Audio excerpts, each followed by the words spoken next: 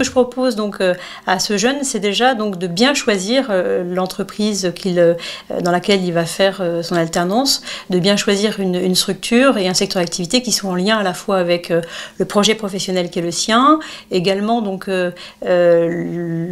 métier qu'il vise, et de pouvoir rencontrer plusieurs entreprises idéalement et choisir celle où il sent la meilleure adéquation. Ensuite, quand il rentre dans l'entreprise, c'est très important de réussir son intégration, donc de pouvoir être accompagné par son tuteur qui est là pour ça, donc de pouvoir lui demander d'avoir régulièrement des entretiens pour valider donc sa posture et bien comprendre les codes de cette entreprise, de comprendre aussi les us et coutumes et de pouvoir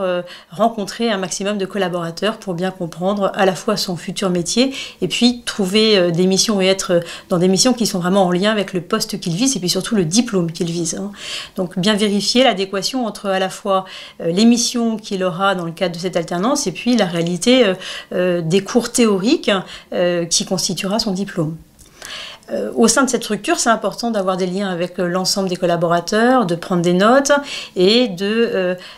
comprendre la stratégie, pourquoi pas d'oser poser des questions et puis de faire des propositions aussi de solutions, c'est très bien vu et comme ça il sera bien noté. Et puis à la fin de son alternance, c'est important de passer voir le responsable des ressources humaines, de vérifier donc il y a peut-être des postes qui sont qui peuvent lui être proposés et puis de faire par exemple un pot de départ pour remercier l'ensemble des collaborateurs, son tuteur et constituer donc un réseau professionnel pour la suite de sa carrière.